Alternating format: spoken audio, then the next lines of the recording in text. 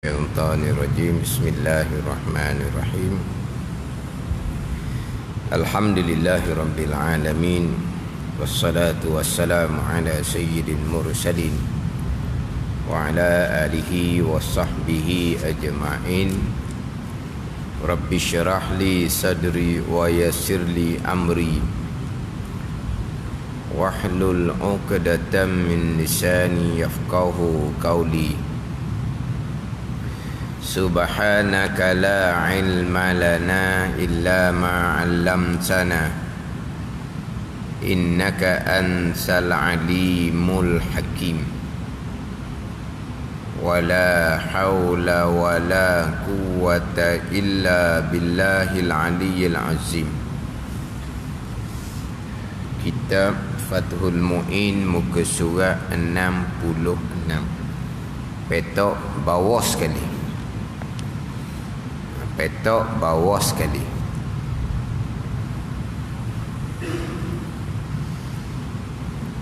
Qala al-muallifu rahimahullahu ta'ala wa nafa'ana bi'ulumihi amin wa an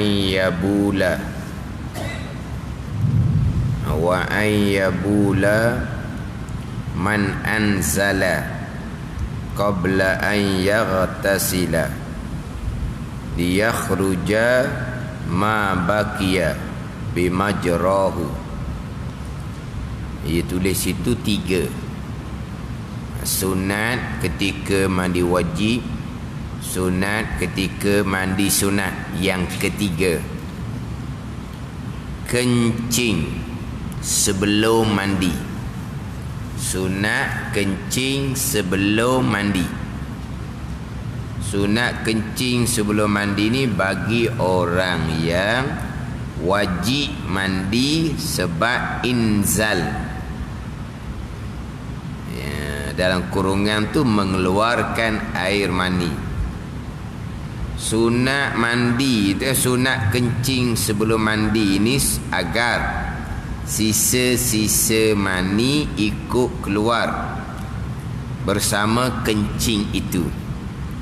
Jadi bagi orang yang mandi wajib kerana keluar mani itu kerana bersetubuh ke, keluar mani itu kerana bermimpi ke, sebelum mandi wajib disunatkan kencing, supaya kalau ada baki-baki air mani akan keluar bersama dengan air kencing. Yang mana memanglah kita nak mandi, tak nanti mandi wajib, kita akan kencing dahulu. Tapi memang kencing dahulu sebelum mandi kerana berhadap besar tu kerana keluar mani, hukumnya adalah sunat, bukan adah semata-mata. Memang kita akan kencing nak mandi, bukan kata mandi wajib. Mandi biasa pun kita akan kencing dahulu. Kita tak kencing masuk bilik mandi, sebelum kita mandi kita akan kencing. Mandi hak biasa tu lah. Mandi nak pergi kerja, mandi kerana berpeluh, pasti kita kencing dahulu. Hak tu tetap dah. Hak ni memang disunatkan. Memang disunatkan kencing dahulu sebelum daripada mandi wajib, untuk memastikan air mani yang keluar tu akan keluar habis bersama dengan air kencing yang keluar. Fa ba'da izalatil qazri madmatun wastinsyakun summa wudu'un kamilan lilittiba' rawahu syaikhan. Ia tulis nombor 4, sunat ketika mandi yang keempat. Berkomor, kemudian mengesap air ke dalam hidung. Istinsyak mana memasukkan air ke dalam hidung dan berwuduk dengan sempurna setelah selesai membuang kotoran, kerana ittiba', kerana ikut Nabi SAW, seperti hadis riwayat Bukhari Muslim. Jadi selepas daripada menghilangkan kotoran, berkomo-komo dan memasukkan air ke dalam hidung. Jadi dalam kitab Fathul Mu'in ni, dalam setengah-setengah kitab yang lain, menghilangkan kotoran adalah sebelum mandi. Tapi kalau tengok di huraian dalam kitab Fathul Mu'in ni, menghilangkan kotoran adalah ketika mandi dah, di awal mandi. Sini dalam kitab-kitab yang lain, menghilangkan kotoran tu sebelum mandi, lepas tu barulah mandi wajib.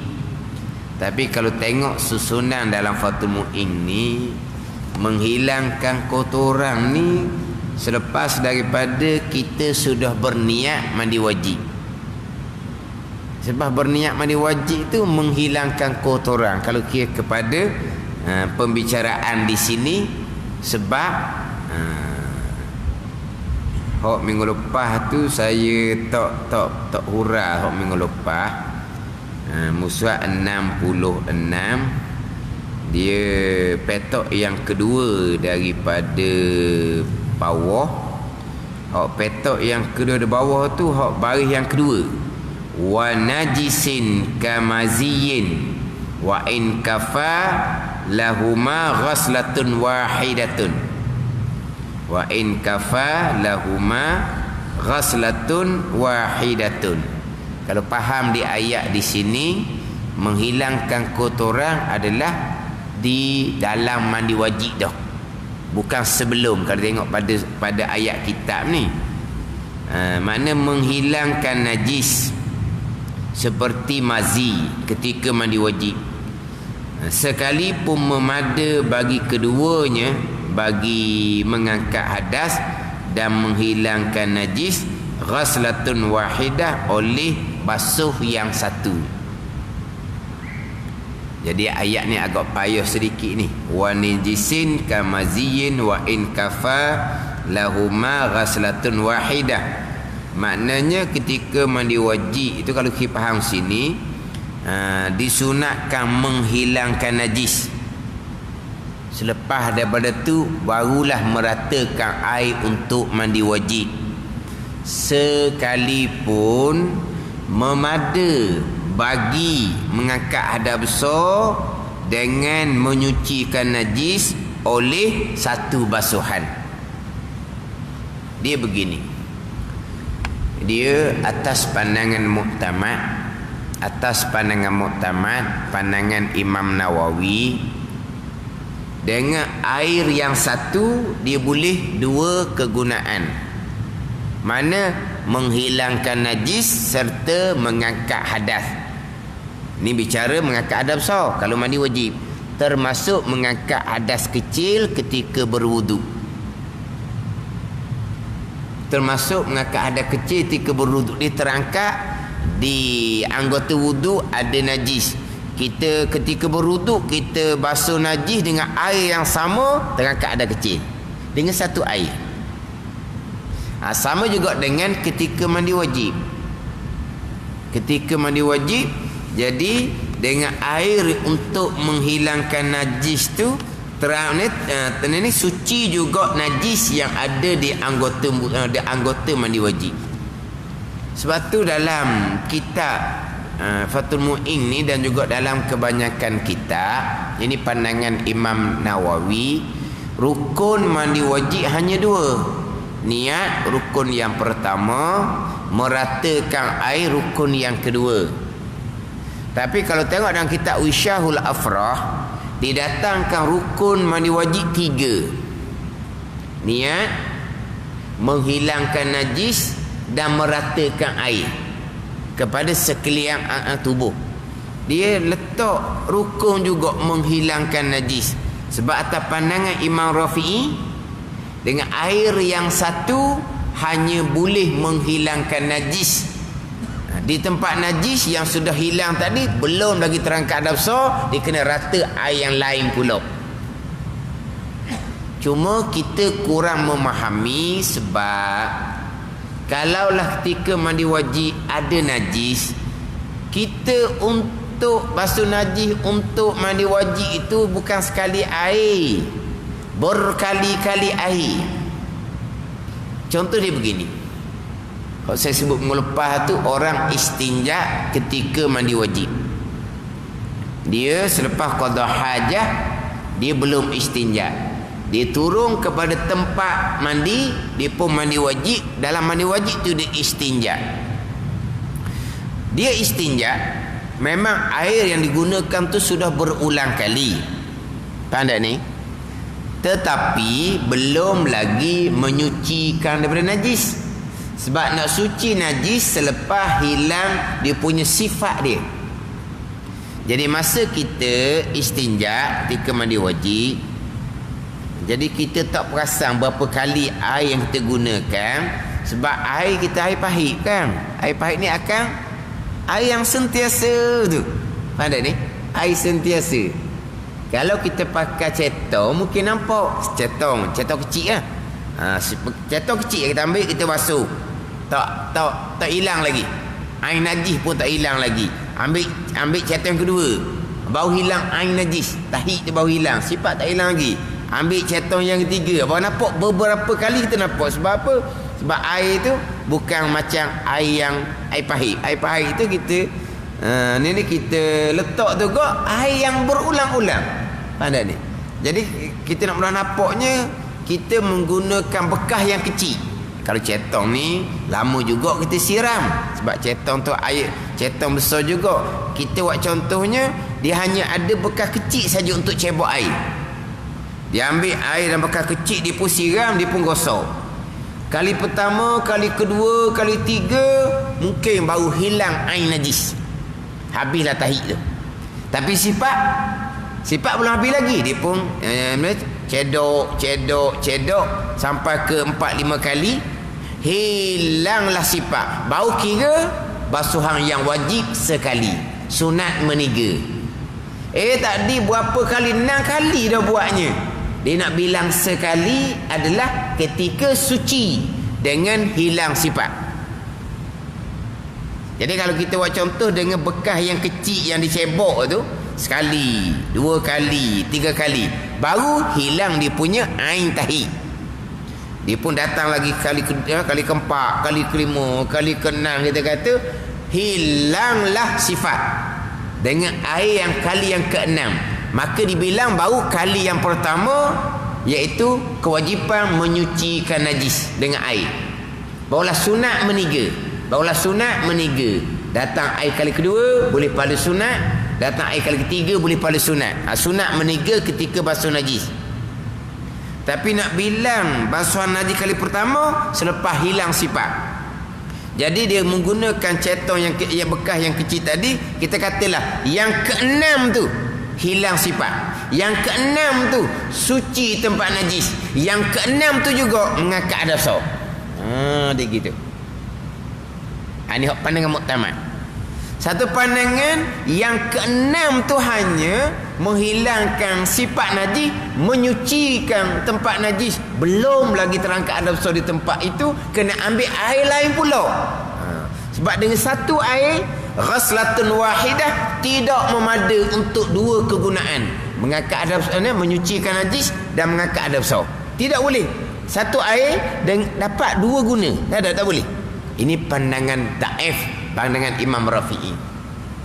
Lepas tu pandangan Imam Rafi'i, dalam kitab Wisyahul Afrah, rukun mandi wajib jadi 3. Yang pertama niat, yang kedua hilangkan najis, yang tiga meratakan air pada sekalian badan. Sebab apa? Sebab dengan satu air yang menghilangkan najis tu lah. Kita buat contoh tadi, air yang keenam tu. Air yang keenam tu yang menghilangkan sifat najis, air itulah yang basuhan kali pertama untuk menyucikan najis, sunat meniga.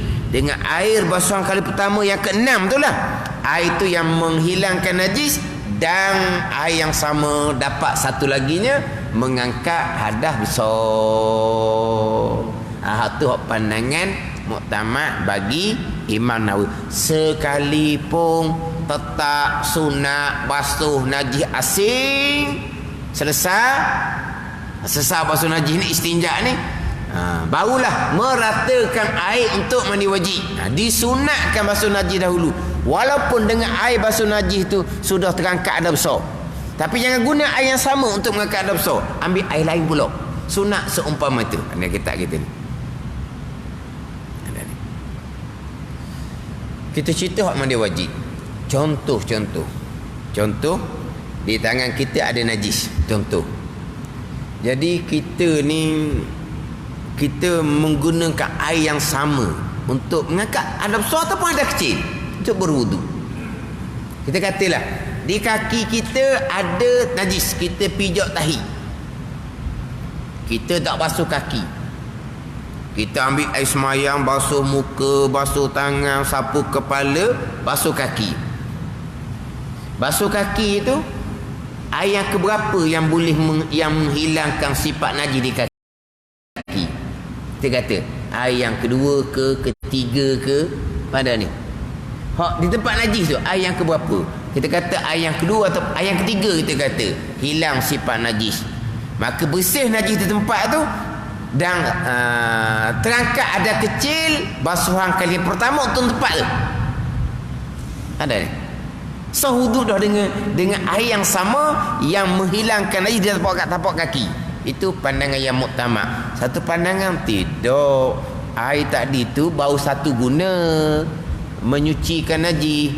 Untuk terangkat ada kecil di tempat najis tadi, kena ambil air lain pula.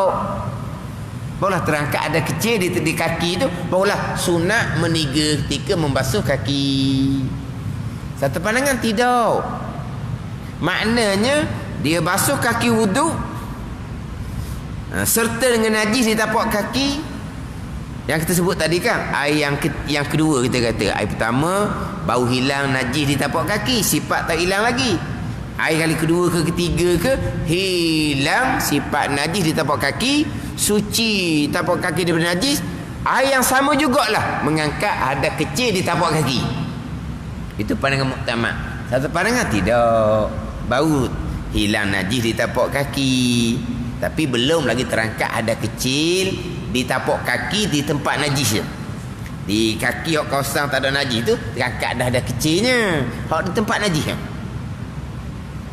Pada ni ni dia khilaf berkaitan dengan najis yang suci dengan air yang sama. Adapun kalau najis tidak akan suci dengan air, maka tidak suci tempat najis dan belum terangkat hadas kecil ataupun hadas besar di tempat najis. Contohnya mana? Kalaulah di kaki kita tu najis mughallazah, kita pijak tahi anjing contohnya, maka di kaki tu najis mughallazah. Kita berwuduk ke, kita mandi wajib ke, kita berwuduk sampai giliran kita basuh kaki, kita mandi wajib, kita meratakan air satu tubuh, dan kita pun termasuk di tapak kaki itu anggota mandi wajib, kita pun hilangkan habis sifat najis yang ada di tapak kaki, tahi anjing itu kita kata hilang sifat. Dia apabila hilang sifat tahi anjing tapak kaki, dia baru panggil basuhan kali yang pertama daripada 7 basuhan. Kan kita kan basuh najis mughallazah wajib 7 basuhan, salah satunya air tanah. Jadi nak dapat basuhan kali yang pertama daripada 7 basuhan selepas hilang sifat. Lepas hilang sifat, beberapa kali kita ulang-ulang air sampailah hilang sifat. tahi anjing najis mughallaz di tapak kaki kita, baru bilang 1 basuhan. Maka wajib lagi 6 basuhan untuk melengkapkan 7. Yang ada ni. Kita pun basuhlah basuhan yang kedua sampai yang ke-6 dengan air yang jernih, bukan air tanah. Kita tidak menggunakan air tanah lagi di tempat najis tu. Maka kalau kita mengangkat hadas kecil, kalau kita mandi wajib di tempat yang kekal hukum najis sebab kita belum menggunakan air tanah, belum terangkat hadas kecil kalau ketika berwuduk, dan belum terangkat hadas besar kalau kita ketika sedang mandi wajib. Sebab apa? Sebab najis mughallaz tak akan suci walaupun berpuluh-puluh kali air jernih kalau tidak dengan air tanah. Apa dah ni? Tu je lah. Itu ada khilaf tu. Sekarang ni di tapak kaki dia tu najis mughallaz. Selesailah 6 basuhan air jernih. Dia ulang air jernih. Dia mandi dalam sungai sekalipun, walaupun air sungai mengalir di kaki kita, di kaki tu beratus kali dah air sungai. Nak bilang macam mana air sungai? Air sungai kan? Sekarang panjang air derah kan? Air laju. Berapa kali air kena tapak di kaki kita tu? Puluh kali, ratus kali sekalipun tetap tidak suci tapak kaki kita selagi tidak disertakan dengan air tanah. Bila kaki kita tak suci, kalau kita ambil semayang pun, di kaki kita yang najis tu tidak akan terangkat hadas kecil. Kalau kita mandi wajib pun, di kaki kita tu tidak terangkat hadas besar. Walaupun kita berenang mandi wajib ni sejam dalam sungai sekalipun, terangkatlah hadas besar di satu tubuh. Tapi di kaki tu najis mughallaz. Suci tak kira najis mughallaz? Belum, sebab belum air tanah. Walaupun air sungai tu sudah mengalir beratus-ratus kali sekalipun. Jadi selagi belum suci najis mughallaz di kaki tu, selagi itulah belum terangkat hadas kecil di kaki kalau berwuduk, belum terangkat hadas besar di kaki ketika mandi wajib. Gitu je. Faham tak? Sebab belum suci najis. Ketika suci najis barulah kira dengan air yang sama, suci najis serta terangkat hadas ataupun untuk mengangkat hadas air yang lain. Itu baru khilaf. Okey, selesai dah. Hak air jernih. Kalau kata berwuduk sampai di kaki, air jernih 6 kali dah untuk najis mughallaz di tapak kaki. Kita pun datangkan air tanah. Air tanah itulah air yang ketujuh yang menyucikan tapak kaki daripada najis mughallaz.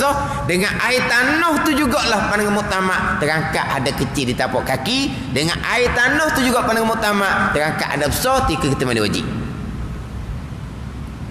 Air tanah tu yang ketujuh yang menyucikan najis mughallaz. Air tanah tu jugalah yang mengangkat hadas kecil di kaki ketika kita berwuduk. Dok, boleh terangkat ke hadas kecil dengan air tanah? Air tanah air mutlak ke? Air tanah air mutlak lah. Sebab tu sampai ke najis mughallaz pun boleh disucikan. Bukan mengangkat hadas sahaja syarat air mutlak. Menyucikan najis pun syarat air mutlak. Kalau air tanah bukan air mutlak, macam mana air tanah boleh menyucikan najis mughallaz pula tu, bukan najis mutawassitah. Mana air tanah tu air mutlak.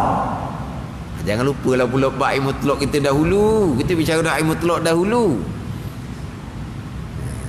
Bukan air tanah yang berubah dengan banjir itu saja air mutlak. Air jernih dalam bekas yang kita bubur tanah dalam tu pun kekal air mutlak. Dengan air mutlak tu boleh menyucikan najis mughallaz. Jangan, ni saya pernah cerita kan, masa banjir orang pun hantar air mineral untuk minuman. Air mineral tu dia ambil air semayang. Dia kata dak semayang banyak hari dah. Dia kata sebab apa? Sebab tak ada air untuk berwuduk. Yang kamu banjir tu banjir apa? Ianya banjir apa? Banjir air lah. Dah letak air coklat tu. Air tanah lah. Air mutlak lah tu. Dah sini. Dok semayang dia kata sebab tak ada air. Yang kita pergi tu banjir. Tak ada air macam mana? Tak ada air mutlak sebab air tu air keruh. Air keruh tu bukan kita buat. Hak ni air jenis-jenis dah bekas. Kita ambil tanah, kita keruhkan air. Kekal air tu mutlak. Air banjir. Kita beri air tu air untuk minum. Dia ambil semayang. Dah lah tak kena air. Lepas tu dok semayang pula sebab tak ada air. Kalau betul tak ada air, tayamum, mana boleh dok semayang? Tapi masalah dia lemah. Mana apa ni? Ditenggelami oleh air. Tapi air keruh, air tanah. Diingat bukan air mutlak. Kalau air tanah bukan air mutlak, macam mana air tanah boleh menyucikan najis mughallazah? Air tanah tu air mutlak lah. Ada ni. Kan ni? Sebab itulah kalau basuh najis mughallazah, ketujuh air tanah. Bagus. Tengok ni, suci najis. Sekali je air tanah. Sekali sekurang-kurang. Tujuh air tanah. Tujuh air mutlak. Tak suci apanya? Mana kalau najis mughallazah kena sungai tu keruh, okeylah. 7 kali dengan air keruh, air mutlak, suci najis. Jadi sekarang ni yang ketujuh barulah dia ambil air, dikeruhkan air tanah, dipung ratakan di tempat najis mughallazah. Suci tapak kaki dengan najis mughallazah. Kalau dia sedang berwuduk, terangkat ada kecil di tempat yang sama dengan satu air. Tanda ni. Tapi pandangan Imam Rafi'i, satu air tu baru suci najis mughallazah. Untuk terangkat ada kecil, ambil air lain. Tu pandangan Ta'if.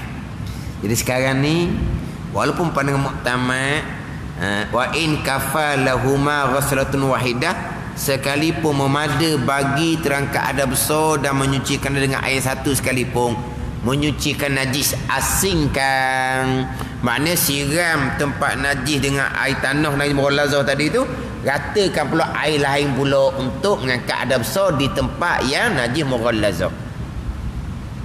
Pada ni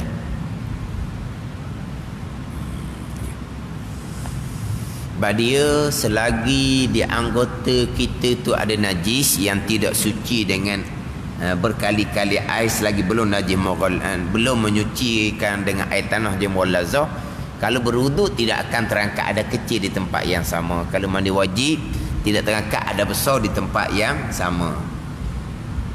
Pada ni. Jadi kalau kata dia termakan najis mughallazah,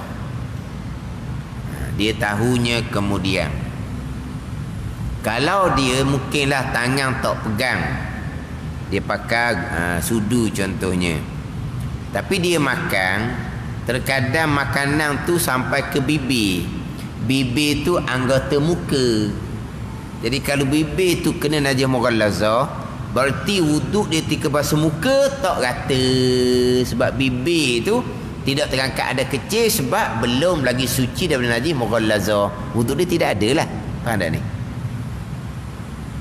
Kalau lah dimakan tu bibir tak kena, najis mughallazah di dalam sahaja, tak boleh juga, sebab itu anggota zahir najis tu. Dalam mulut anggota zahir, tak sah juga semayang. Tak sah juga. Tapi bukan bab wuduk, bab najis. Tu bab najis. Faham tak ni? Sebab dalam mulut tu anggota zahir. Jadi kalau ada najis tak sah semayang. Tapi kalau kita cerita wuduk, dia basuh muka, tak sah lagi basuh muka dia, sebab di bibir dia tu belum lagi suci dari mughallazah. Maka tidak akan terangkat ada kecil di tempat yang ada najis mughallazah, melainkan selepas disucikan dengan air tanah. Tapi kalau dia termakan dengan mughallazah, Memang sebenarnya dia tidak sah sebab dalam mulut tu ada najis. Dalam mulut dipanggil anggota zahir. Persoalan najis dipanggil anggota zahir. Jadi kalau tengok dalam kitab ni, menghilangkan kotoran tu di tengah mandi wajib lah. Sama kitab yang lain, menghilangkan najis sebelum daripada mandi wajib. Sekarang ni selepas daripada menghilangkan najis, menghilangkan kotoran, disunatkan madah, berkomok-komok, wastinsyak ni memasukkan air ke dalam hidung, kemudian berwuduk. Tapi di sini dia letak nombor 4. Walah tu sunat asing-asing. Berkomok-komok sunat lain. Memasukkan air ke dalam hidung sunat lain. Berwuduk sunat lain. Kalau ke sini, kenapa nombor 4 saja? Kena nombor 4, nombor 5 dan nombor 6 lah. Nombor 4, nombor 5 dan nombor 6. Berkomok-komok satu sunat, memasukkan air ke dalam hidung satu sunat, berwuduk satu sunat yang lain. Dia berkomok-komok dan memasukkan air ke dalam hidung ni, dia punya tempat dia tidak semestinya di awal mandi wajib. Tak semestinya. Janji ketika mandi wajib berkomok-komok dan memasukkan air ke dalam hidung, di permulaan mandi wajib ke, di tengah mandi wajib ke, di kesudahan mandi wajib ke. Sudah dah mandi wajib, kita lap dah tubuh kita, barulah teringat berkomok-komoknya tidak, memasukkan air ke dalam hidungnya tidak. Sunat gi berkomok-komok dan memasukkan air ke dalam hidung. Walaupun kita lap dah, kita sudah mandi wajib, tetap kekal sunat berkomok-komok dan memasukkan air ke dalam hidung walaupun kita sudah lap daripada mandi wajib. Dia gitu. Dia tak syarat kata berkomok-komok dan memasukkan hidung tu di awal. Tapi di sini di awal lah. Awal pun boleh, tengah pun boleh, di penghujung pun boleh. Dia tak sama dengan berkomok-komok dan memasukkan air ke dalam hidung ketika sunat wudu.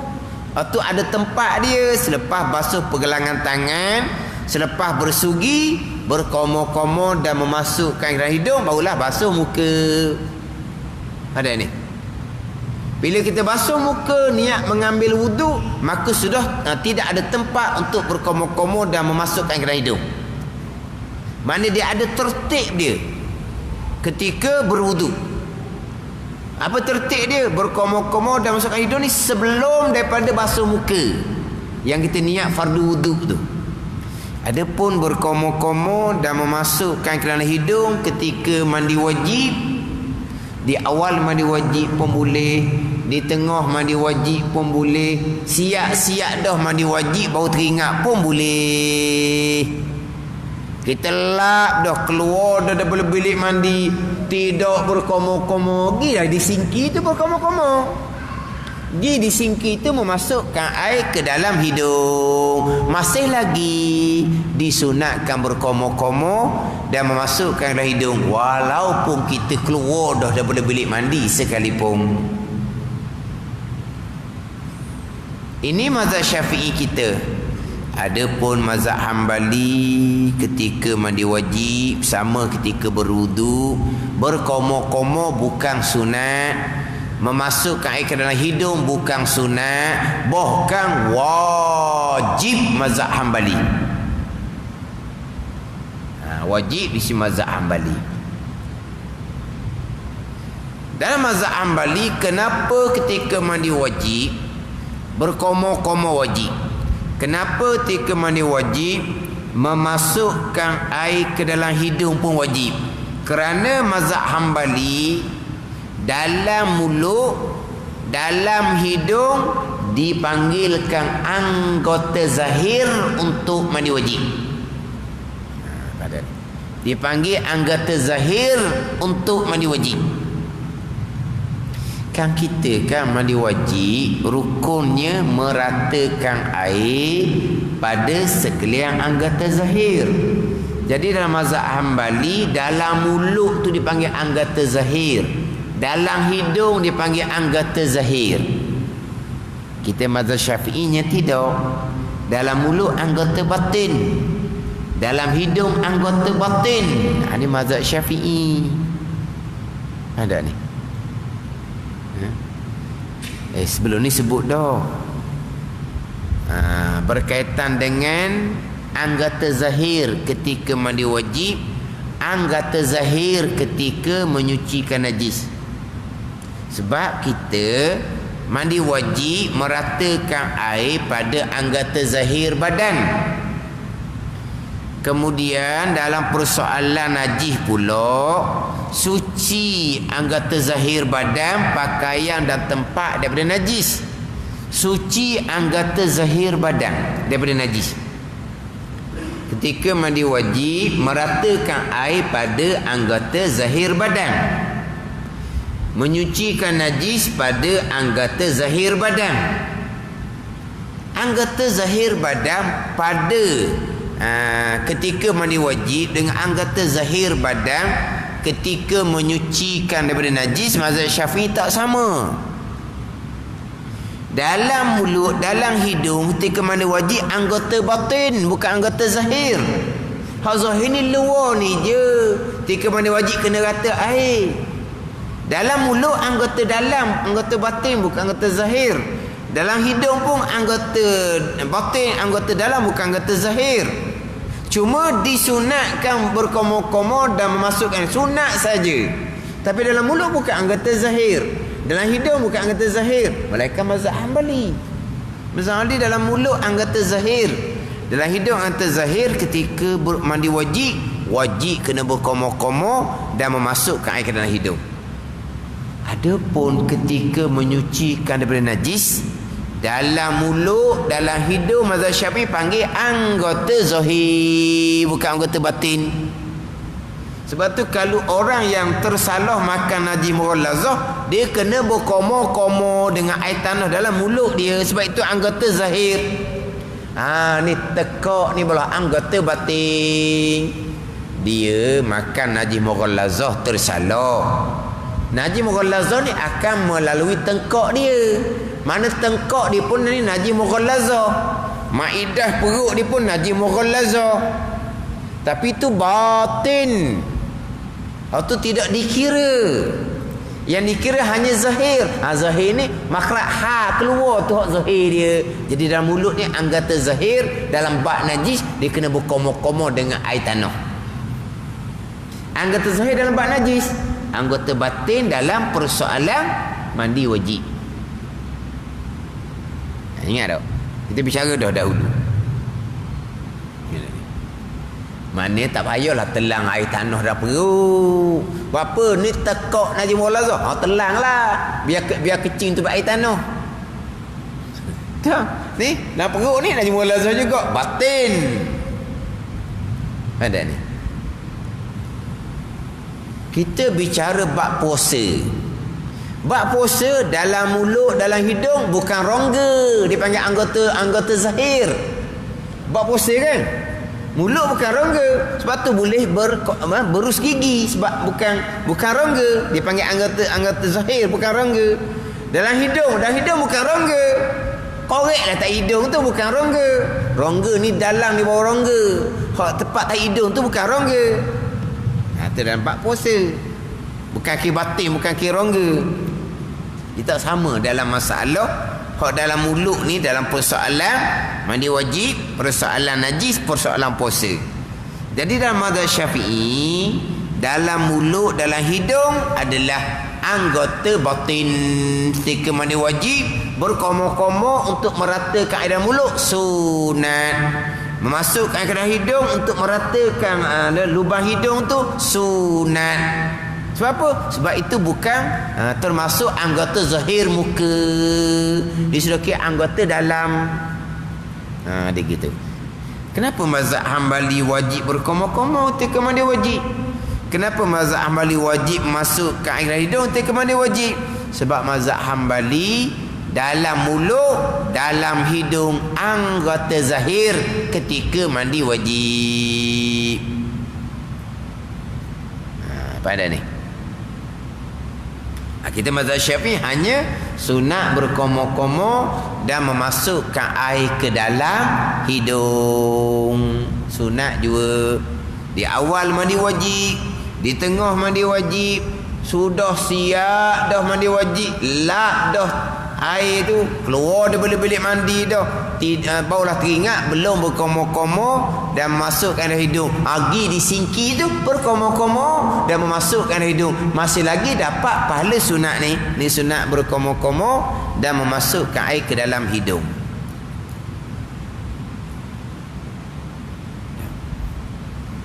Yang sama hukum anggota zahir badan dalam bab najis, dalam bab mandi wajib adalah tempat yang terbuka. Kemaluan hadapan perempuan, kemaluan belakang dubur ketika mencangkung atas dua kaki. Itu sama je anggota zahir ketika istinja, menyucikan najis. Anggota zahir ketika mandi wajib, wajib diratakan air. Dan anggota zahir dalam bab puasa belum panggil rongga. Kawasan yang terbuka daripada kemaluan hadapan perempuan ketika mencangkung atas dua kaki, itu wajib disucikan ketika istinja, wajib diratakan air ketika mandi wajib. Di situ bukan kirongga lagi, tak membatalkan puasa lagi. Sebab itu bukan batin. Dia panggil anggota zahir. Yang zahir daripada kemaluan hadapan perempuan dan gangga dubur ketika mencangkung atas dua kaki, anggota zahir. Lebih daripada hak tu dia panggil anggota batin. Ketika istinja termasuk je jari sedikit sahaja membatalkan puasa. Sebab surah panggil batin. Mana hak zahir yang tak batal puasa? Mana hak zahir yang wajib disucikan pada masa istinja, menyucikan najis?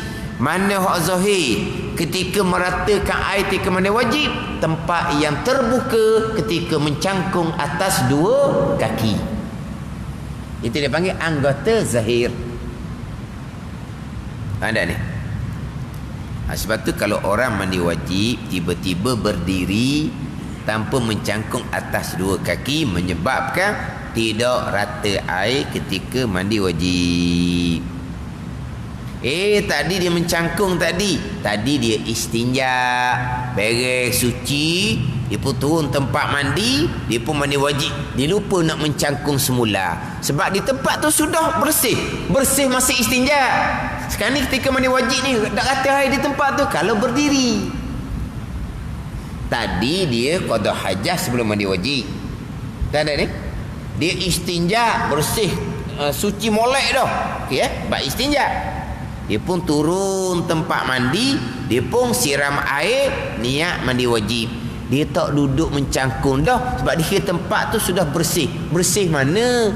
Bersih suci ketika istinja. Di tempat yang sama wajib rata air untuk mandi wajib. Sebab itu anggota zahir juga. Tiba-tiba dia berdiri sampai ke sudah anggota zahir tu tertutup ketika dia berdiri, maka tak sah mandi wajib. Tu kena molek lah. Sebab dia rasa macam okey tempat tu kerana ketika istinja sahaja. Sekarang ni mandi wajib. Ada? Sekarang ni mandi wajib. Dia tidak meratakan air di tempat yang sama yang dihukumkan anggota zahir pada istinja, mencucikan najis. Anggota zahir ketika meratakan air ketika mandi wajib, anggota zahir ketika bab puasa. Mana hak tempat yang zahir ketika mencangkung atas dua kaki. Kemudian kita berhenti di tengah ni lah. summa wudu'un kamilan lilittiba' rawahu syaikhan. Dia agak panjang sedikit tu adalah bicara wuduk tu. Perenggan yang kedua daripada atas, yang ketiga, yang keempat, yang kelima, yang keenam sampai yang bawah sekali itu adalah sampai di perenggang atas sekali di muka 68 ada bicara berkaitan dengan wuduk yang disunatkan ketika mandi wajib. Jadi nak molek summa wudu'ung tu buat perenggang asing sungguh, sebab hak bawah tu sampai ke habis termasuk perenggang atas sekali di muka 68 tu, itu sambungan huraian berkaitan dengan wuduk yang disunatkan ketika mandi wajib.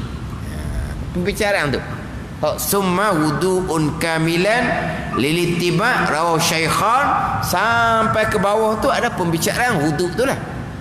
Jadi wuduk tu tajuk dia agak panjang, jadi kita berhenti di tengah tu, summa wudu'un kamilan lilittiba' rawahu syaikhan.